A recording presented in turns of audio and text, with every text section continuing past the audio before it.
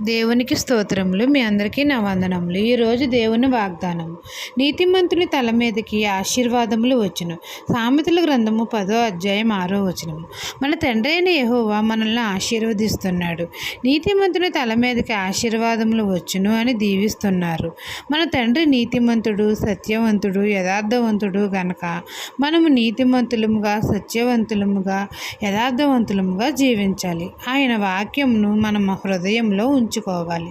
దేన మనసు కలిగి, తగ్గింపు జీవితం కలిగి జీవించాలి. ప్రభువుకు ఇష్టమైన మనసు కలిగి ఉండాలి.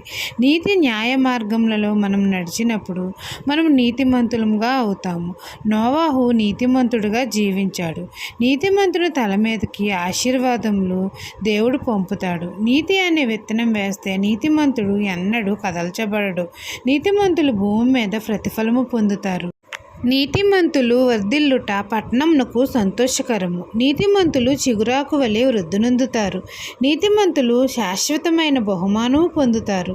ఈ దిన వాగ్దానం మీ నా జీవితంలో నెరవేరాలని కోరుకుంటూ దేవుని సువార్తా పరిచర్యలో మీ సహోదరి. ఆమెన్.